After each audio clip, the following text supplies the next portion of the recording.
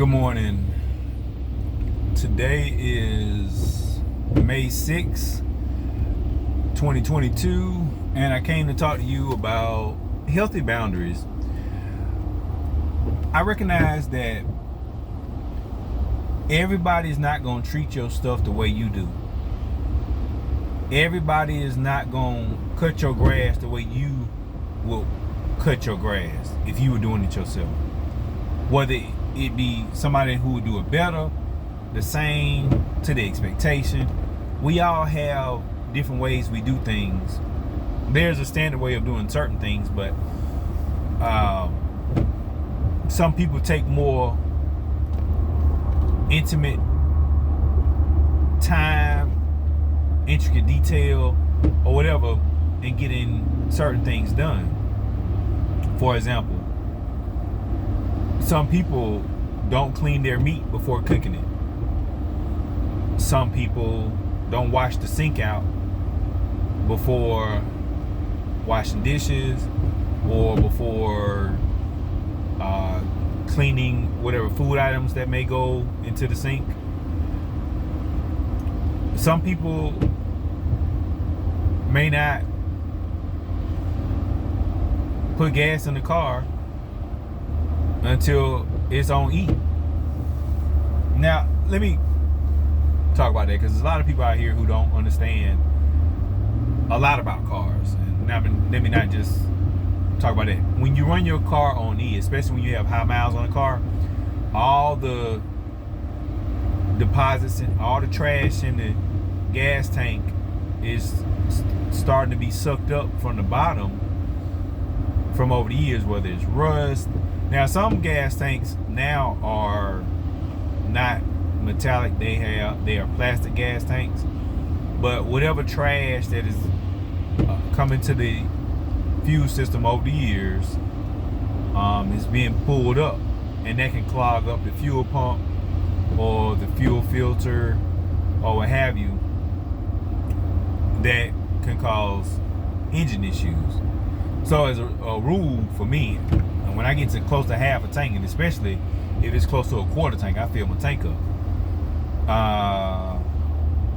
Just giving examples and kind of elaborating on that one example of just a thing I do.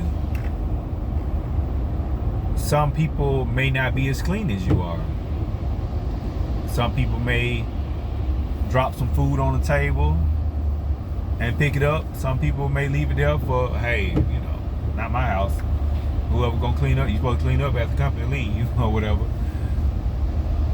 Some people may drop food items or candy items around, whether it's your house or car or whatever, and not pick it up. If it happens in the car, it'll melt.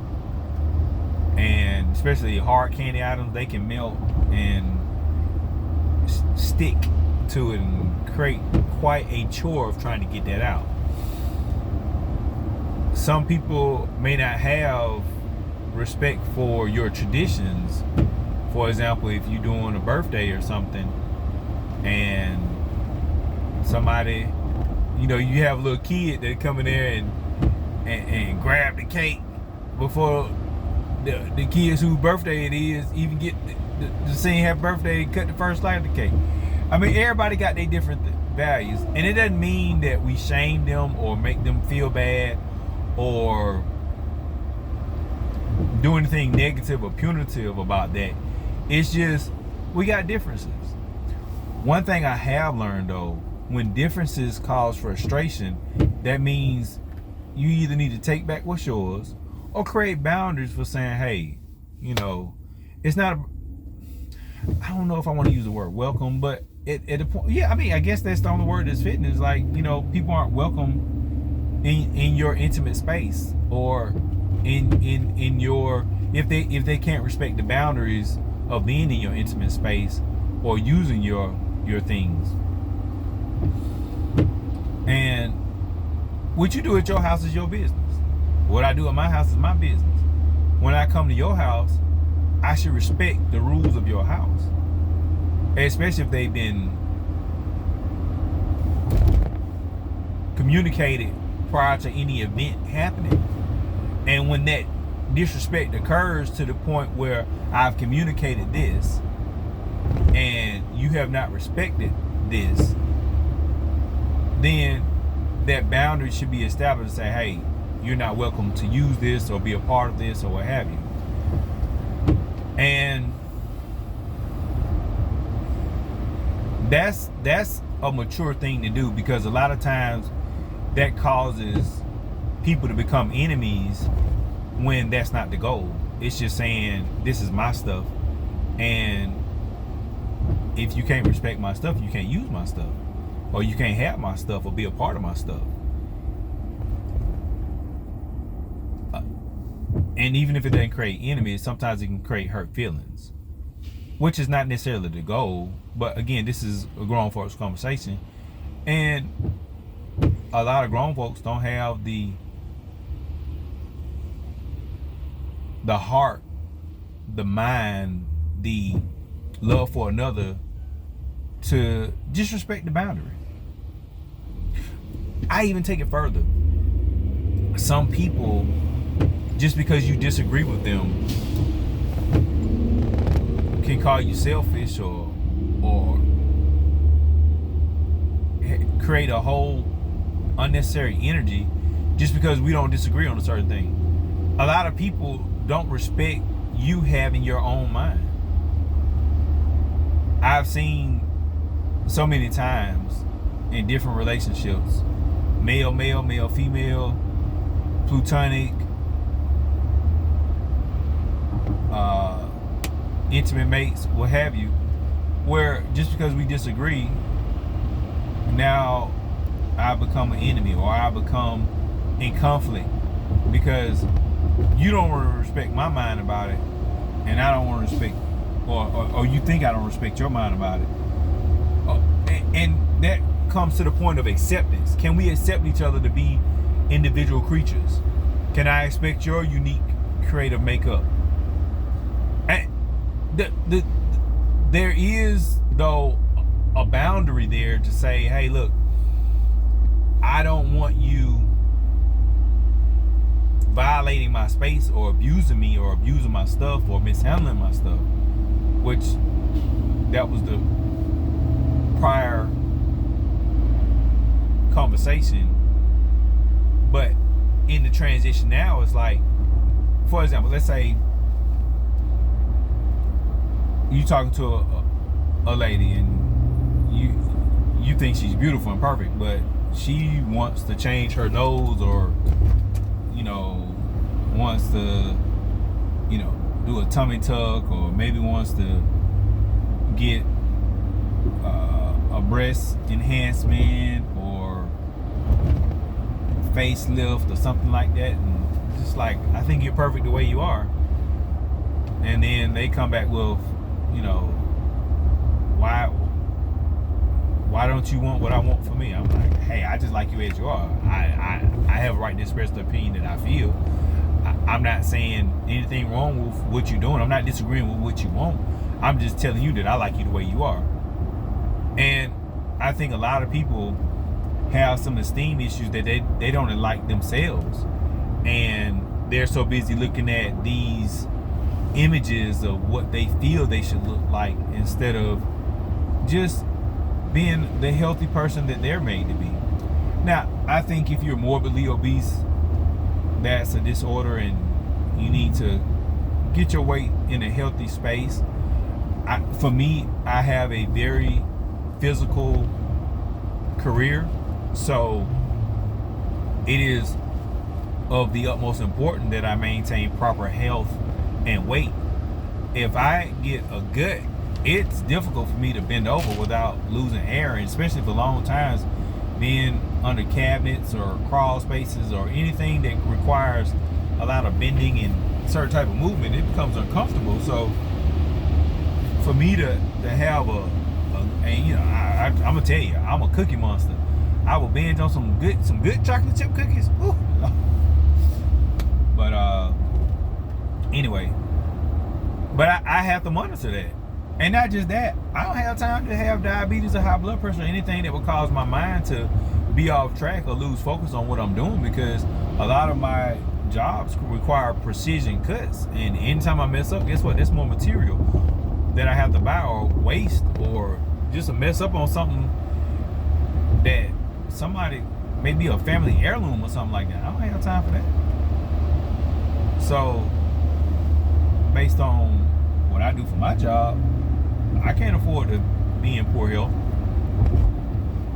So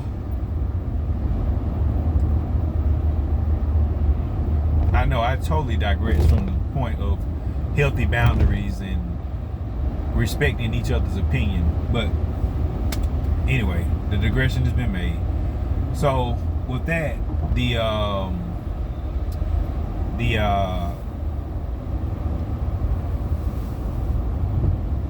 just looking at people and how they like themselves or don't like themselves it's totally their right. Whether they want to see what society says a male or female body should look like. I used to want like killer calves and thighs and 8-pack stomach and muscles like crazy, because I'm like, yeah, that's, but I've just learned, you know what, I'm okay as long as my body performs with the intensity and ability to do what I needed to do. I'm okay. I don't have to be vain anymore. I used to want to have that body, but it was just like, at what cost? How much do I have to, how many supplements do I have to take to mutate my body from its genetic makeup?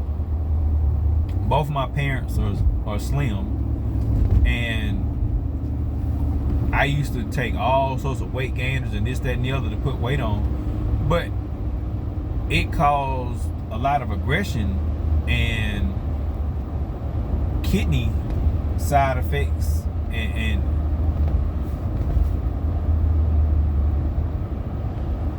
just not good for other parts of my body. So I just said, why? You know, and I evolved to recognizing that I have to set a limit for myself that, hey, if you don't like my bald head, that's you. If you don't like my gray hair, that's you. I'm not going to dye my hair. I'm not going to put some hair growth in my hair just to meet some expectation of some vain look. If you don't like my heart, then we good. And I've even set a further boundary for myself. I tell everybody, I just want to be good to you. And if I can't be good to you, I don't want to be around. That's just it. If I can't be good to you, I don't want to be around you. Why? Why should I subject myself to being around somebody I can't genuinely just be good to? Now, I understand in society, we're going to be around all sorts of people. In business, we're going to be around all sorts of people. But when I get to choose, when I get to choose what I'm going to do, what I'm not going to, who's going to be around me, I have a choice. And I respect my right to have a choice. And I'm not going to go back to people pleasing, because I used to be a people pleaser. Go back to being a people pleaser to the point that I abuse myself and lose myself just to make you feel like what you need to feel. Even in intimate relationships, if something happens that I don't like, I'm going to make a mention of it, and it is that person's opportunity to level up and meet the expectation or not. I tell you, some people don't recognize that they are a turnoff. The going too far with correction of people. Like, my thing is, if I'm going to correct you, I'm going to say, hey, when you did such and such, it made me feel uncomfortable, or what have you, and I don't like that. So, but if a person chooses to keep doing that, then depending on the level of commitment I am to the relationship or not, it determines how responsive I am or how much I do or don't want to be with that person. And I'll limit my space or time with the person based on how they treat me. And I had to realize that everybody got flaws, everybody got their unique setup. But when it comes down to people that we spend intimate time with, whom we spend intimate time, we must take into consideration our own feelings and their feelings and recognize what we can accept and what we cannot accept. Some things can just be brushed off. And I was telling a friend the other day, I was like, sometimes you got to give people a pass. They were being a bit extra with a correction, and I was just like, sometimes you got to give people a pass.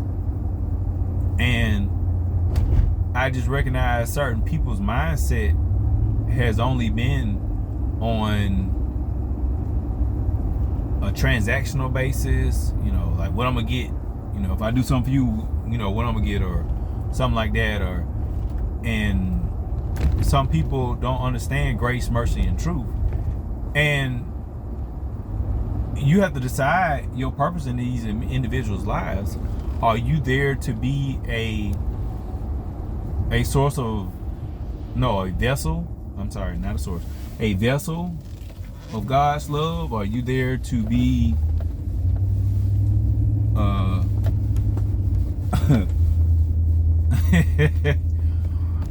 what's your purpose in their life?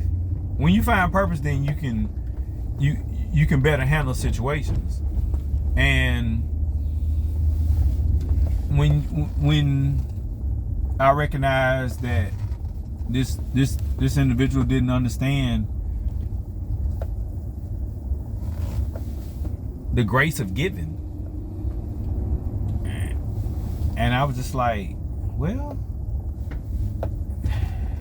God gives us everything that's beneficial, and sometimes you got to realize that